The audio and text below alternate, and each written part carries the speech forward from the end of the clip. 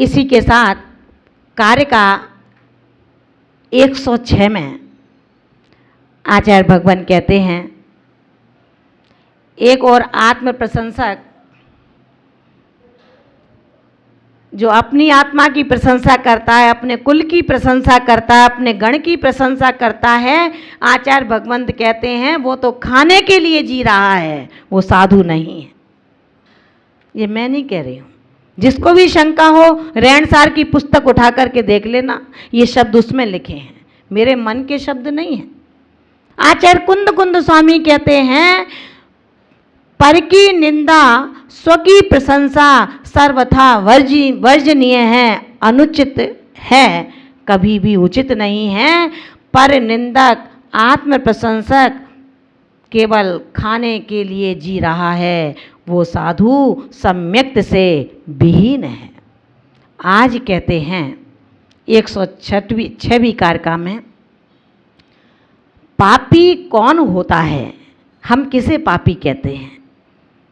जो मौन साध धारण कर लेता है। अपन कहते हैं अरे महाराज माताजी बेकार हैं, बोलते ही नहीं हैं, आशीर्वाद ही नहीं देते।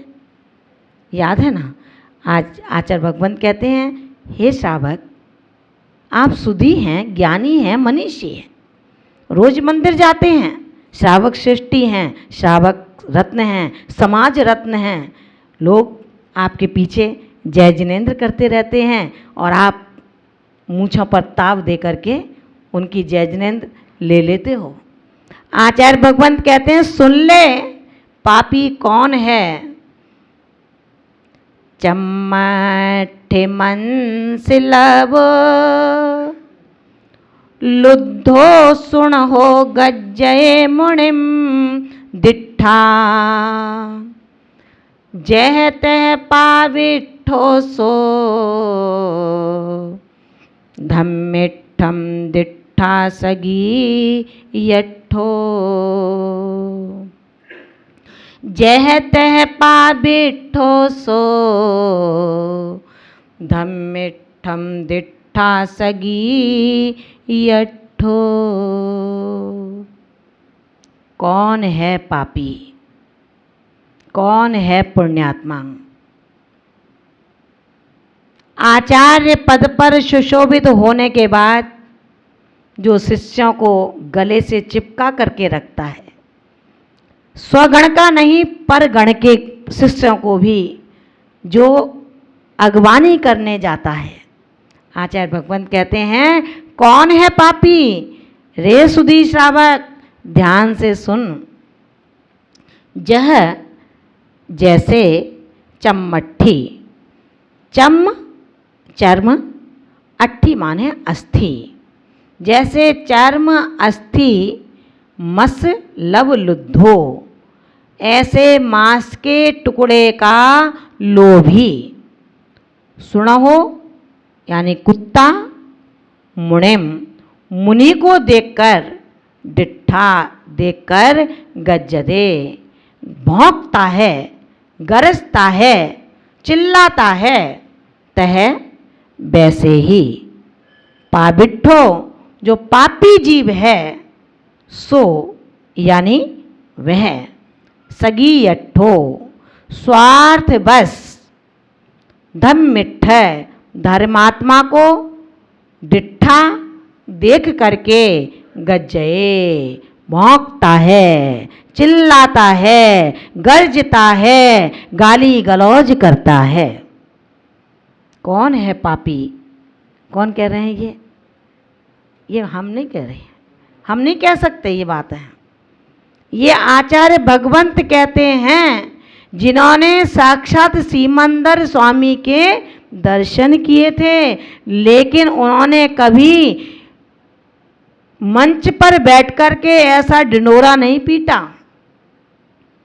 आचार्य कुंद कुंद भगवंत जैसे दिग्गज आचार्य कहते हैं कि जिस प्रकार चर्म अस्थि मांस के टुकड़े का लुद्धो लोभी, सुणहो कुत्ता, मुनिम डिट्ठा मुनि को देख करके गज्जदे चिल्लाता है, भौंकता है, तह माने वैसे ही, पाविट्ठो पापी आत्मा, पापी जीव, पापी श्रावक, सगी अट्ठो अपने स्वार्थ के बस, अपने स्वार्थ के बस धर्म की रक्षा नहीं होती। मुनि को देख करके गरजना धर्म की रक्षा का काम नहीं है।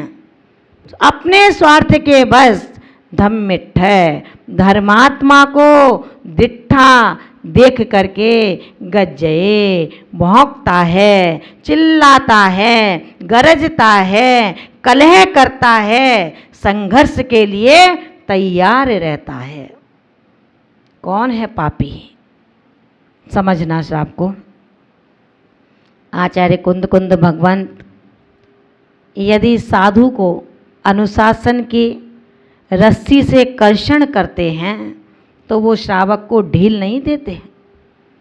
साधु और श्रावक रत्नत्रय की गाड़ी के दो पहिए, एक में हवा कम हो और एक में ज़्यादा हो जाए तो गाड़ी सही चलेगी क्या? लपझप करेगी, गंतव्य स्थान पर सुरक्षित नहीं पहुंचा पाएगी। इसी तरह से उन्होंने दोनों को कसा है। कठोर अनुशासन के माध्यम से अगर आप साधु बन गए हैं तो आपको भी अनुशासन में रहना होगा, और यदि आप श्रावक हैं तो आपको भी अपने श्रावकत्व के अनुशासन को निभाना होगा। पापी जीव पाप में सुख मानते हैं, संघर्ष में सुख मानते हैं, लड़ाई झगड़े में सुख मानते हैं, निर्दोष झूठे मैसेज को वायरल करने में अपना बहुत बड़ा पुरुषार्थ समझते हैं। अपने गुरुओं की बड़ाई करो, लेकिन ज्ञानी सम्यक दृष्टि आत्मा कैसे अपने गुरु, कैसे दूसरे के गुरु जो मोक्ष मार्ग पर बढ़ रहे हैं वो सब मेरे गुरु हैं। उन्होंने मोक्ष मार्ग का बाना पहन लिया, मोक्ष मार्ग पर चलना सीख लिया। उनका एक एक उपदेश हमारे लिए हृदयग्राही है। मुझे याद है वो दिन जब आचार्य वात्सल्य रत्नाकर निमित्त ज्ञानी विमल सागर जी महाराज कोसमा वाले, उनके पास जब भक्त आते थे तो वे कभी नहीं पूछते थे तू कौन से पंथ का है, किस गुरु का है। उनके अंदर एक पीड़ा होती थी, कोई दुखी है, कोई कातर है, उसकी मैं कैसे दुखों को दूर करूं।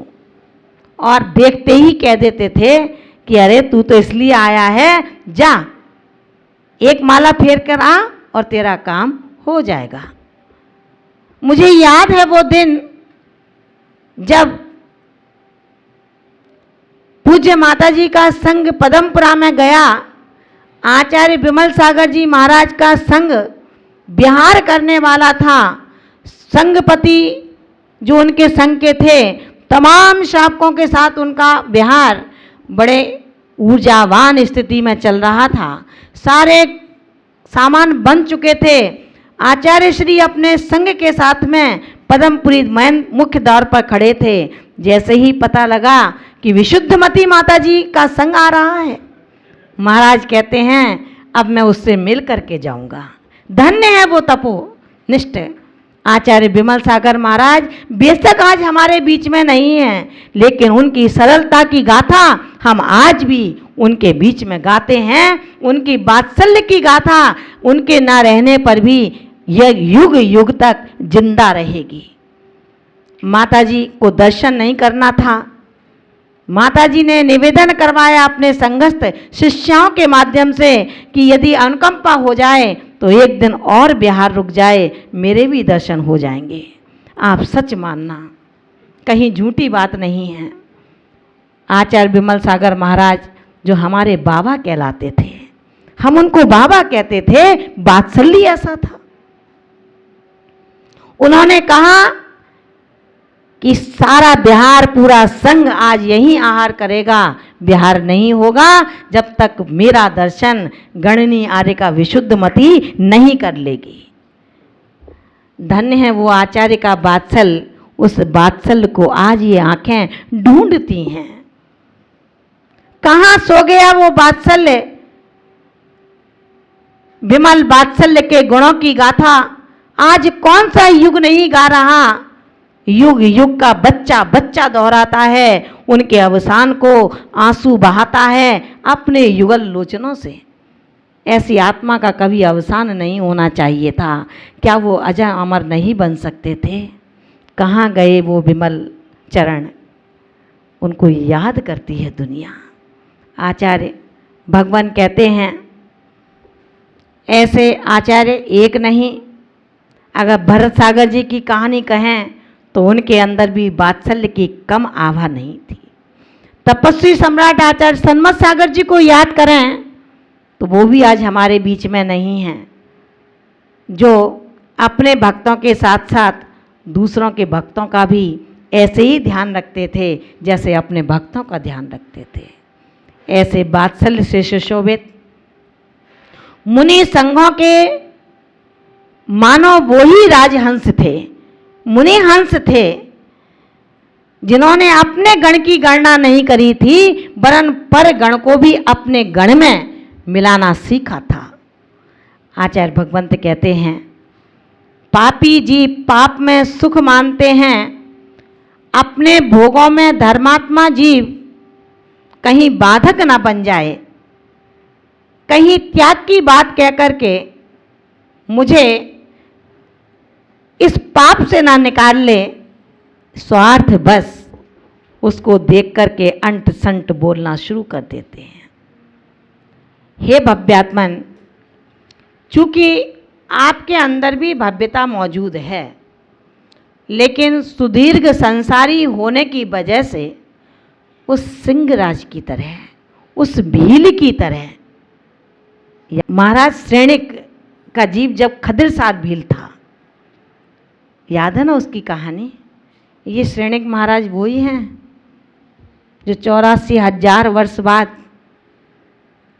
हम सबके परम आराध्य प्रथम तीर्थंकर इस भरत क्षेत्र के होंगे।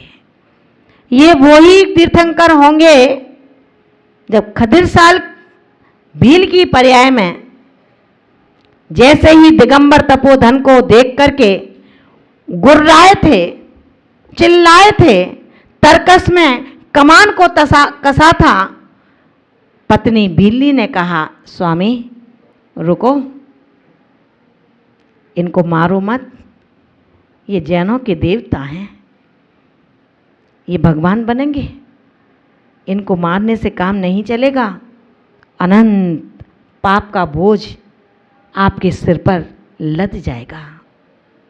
चूंकि भील भव्य था, उसको अपनी पत्नी की बात समझ में आई, उसने तरकस को नीचे गिरा दिया और शांत परिणामों से उनके चरणों में लौट गया। रे पापी आत्मा, तू उस भील से भी गया है? इतना भी नहीं समझता जो मोक्ष मार्गी आज वर्तमान में विचरण कर रहे हैं।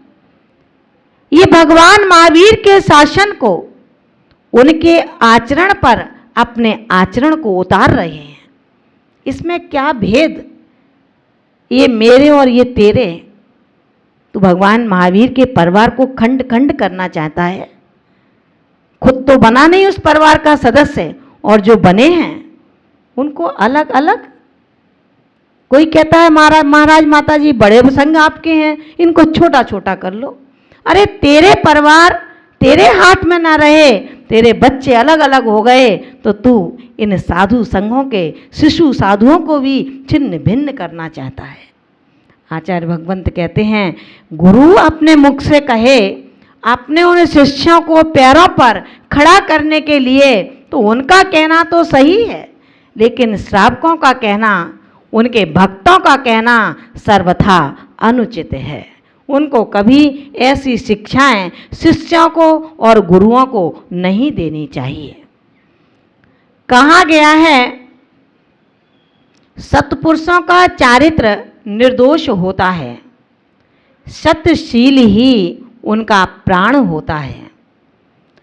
मुझे बड़ा गौरव होता है उस समय जब मैं ऐसे आचार्यों के ऐसे मुनियों के बारे में सुनती हूँ कि जो कल काल में भी सिंह निष्क्रीडित व्रत कर रहे हैं। मुझे लगा कि काष्ठसी देह, सौम्य मुख, जिनका ये दिग्दर्शन करा रहा है इस युवावस्था में, जहां भोगों की भट्टी सुलगती है, वहां पर सिंह निष्क्रीडित व्रत। धन्य है वो युवा मुनि, उनकी मैं प्रार्थना करती हूँ ऐसे मुनिराज के लिए जो आचार्य विशुद्ध सागर जी के हाथों से जिनका जन्म हुआ है, जो खुद विशुद्ध हैं और अपने शिष्यों को भी विशुद्धि का संदेश देते हैं।